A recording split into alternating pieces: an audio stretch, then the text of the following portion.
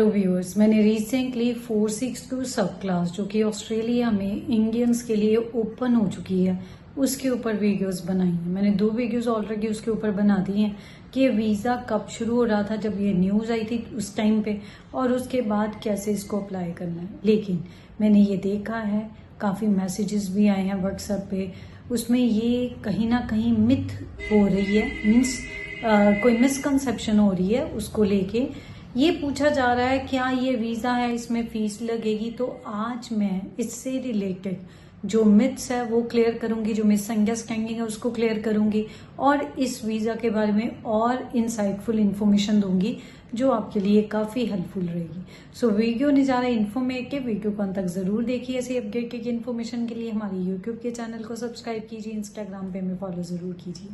सो सबसे पहले 462 सब क्लास की बात करें तो बैलेट में आपकी एप्लीकेशन जा रही है। तो बैलेट में जो एप्लीकेशन जा रही है उसमें से रैंडम बेसिस पे किसी की भी एप्लीकेशन सेलेक्ट हो सकती है, और ये सिलेक्शन का जो नोटिफिकेशन आना है आपको ईमेल के द्वारा 14 अक्टूबर के बाद आना शुरू हो जाएगा, और ये चलेगा अप्रैल 2025 तक, मीन्स नोटिफिकेशन आता रहेगा। एक आपको क्लियर कर दूं चीज़ जो बहुत बड़ी मिसअंडरस्टैंडिंग है, बैलेट की सबसे पहले जो फीस है वो 25 ऑस्ट्रेलियन डॉलर्स है। ये नॉन रिफंडेबल है। अगर आपका नोटिफिकेशन ऑफ सिलेक्शन आ जाता है तो इसका मतलब बिल्कुल नहीं है कि आपका वीज़ा आ गया। ये बहुत बड़ी मिसकंसेप्शन है। आपका मतलब ये बिल्कुल नहीं है कि आपका वीज़ा आ गया। इसके लिए आपको वीज़ा बाद में अप्लाई करना है, और जब आप वीज़ा अप्लाई करते हो जो नियर अबाउट आपको कॉस्ट पड़ेगा $650 के करीब, तो ये आपको दोबारा पे करना है। उसके साथ आपको जो रिक्वायरमेंट्स हैं वीज़ा के लिए वो फुलफिल करनी है। तो ये आपका एक्स्ट्रा कॉस्ट रहना है, और इसका ड्यूरेशन 1 ईयर का है। नो डाउट ये एक्सटेंडेड हो सकता है, मीन्स 1 ईयर का आप यहाँ से वीज़ा लेके जाते हैं, आपका वीज़ा आ जाता है, वहाँ पे जाके आप इसको आफ्टर 1 ईयर या with in the time span जो भी आपका रहेगा उसके अकॉर्डिंग आप इसको एक्सटेंड कर सकते हैं। नो डाउट आप इसमें ऑस्ट्रेलिया में जाके काम कर सकते हैं। आपको लिए कोई भी ऐसी स्पॉन्सरशिप या कोई और रिक्वायरमेंट की ज़रूरत नहीं है, और उसी के साथ आप वहाँ पर अगर स्टडी करना चाहे तो 4 मंथ्स का जो प्रोग्राम है, शॉर्ट टर्म प्रोग्राम है, वो ऑस्ट्रेलिया में जाके आप कर सकते हैं। It means on an average 1 semester का प्रोग्राम अगर आपको होएगा, आप ऑस्ट्रेलिया में जाके उसको पढ़ सकते हैं। उसके लिए आपको कोई भी नया वीज़ा वहाँ पे जाके नहीं डालना पड़ेगा।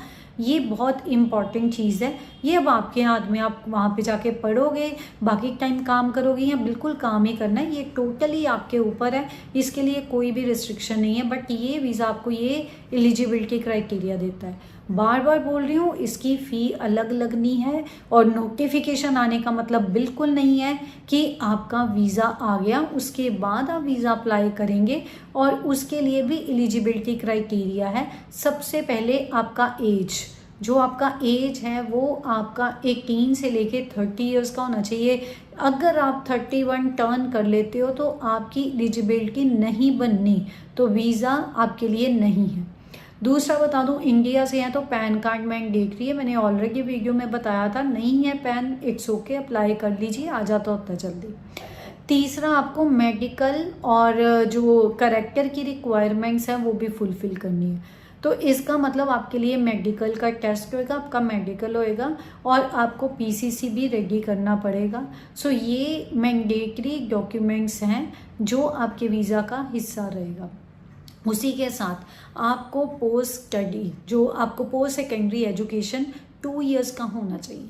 अब इसके ऊपर आप जितना मर्जी पढ़े हो चलेगा, लेकिन इससे कम नहीं पढ़ना चाहिए। अब पोस्ट सेकेंडरी का 2 इयर्स का स्टडी का मतलब है पोस्ट सेकेंडरी के बाद आपने कोई भी डिप्लोमा किया हो, तो डिप्लोमा किया है, डिग्री की है, पीएचडी की है, जो मर्जी एजुकेशन आपने की है, इट्स ओके। आपको इससे कम एजुकेशन +2 से कम नहीं रखनी। आपका जो पोस्ट सेकेंडरी रहेगा उसके बाद डिप्लोमा आपने ज़रूर, या कोई भी डिग्री, 2 साल की स्टडी उन्होंने बोली है और कुछ नहीं बोला, ये मैंडेटरी है, ये करना ही करना है। इसी के साथ आपको फंक्शनल इंग्लिश उसका लेवल B दिखाना पड़ सकता है। फंक्शनल इंग्लिश का मतलब होता है आपके ऑन एन एवरेज 4.5 बैंड आइल्स में। ऑब्वियसली अगर आप ऑस्ट्रेलिया जा रहे हो, कम्युनिकेशन तो मैंडेटरी रहेगा आपके लिए वहाँ पे, क्योंकि इंग्लिश स्पीकिंग कंट्री है, तो एटलीस्ट बेसिक नॉलेज हो। तो ये चीज़ों को ध्यान रखिए। सबसे पहले अगर आप समझ रहे हैं कि आपका नोटिफिकेशन आता है सिलेक्शन का तो वीज़ा आ गया, नहीं, वीज़ा के लिए आपको अलग से एप्लीकेशन डालनी पड़ेगी। Same is the case for UK, same is for Australia. बस फ़र्क इतना है, यूके में जब आप बैलेट में अपनी एप्लीकेशन डालते हैं कोई चार्ज नहीं होता। ऑस्ट्रेलिया ने 25 ऑस्ट्रेलियन डॉलर्स रखे हुए हैं। उसके बाद यूके में भी आपको वीज़ा अलग से डालना पड़ता है, उसकी फ़ीस पे करनी पड़ती है। ऑस्ट्रेलिया में भी आपको डालना पड़े और उसकी भी फ़ी पे करनी पड़नी है। और एक और चीज़, क्वेश्चन आ रहे हैं कि अगर आप ये वीज़ा आपका नहीं सिलेक्शन होता तो क्या आप एलिजिबल होगे किसी और वीज़ा के लिए? ऑब्वियसली, क्योंकि आपकी इन्फॉर्मेशन तो जाएगी। जो नया वीज़ा आप डालेंगे ना, वो आपकी कंप्लीट प्रोफाइल, क्या आपके डॉक्यूमेंट्स की ज़रूरत है उस वीज़ा एप्लीकेशन में, और आपने उनको कितने अच्छे तरीके से प्रेजेंट किया है, वो आपने डॉक्यूमेंट्स जो सपोर्टिव डॉक्यूमेंट्स है वो दिए हैं अपनी वीज़ा एप्लीकेशन के साथ क्या नहीं, तो वो उस चीज़ पे डिपेंड करता है। ऑब्वियसली दूसरी ये चीज़ है कि आपकी इन्फॉर्मेशन ऑलरेडी एम्बेसी के पास चली जाएगी, ये मैं आपको पहले ही क्लियर कर दूँ।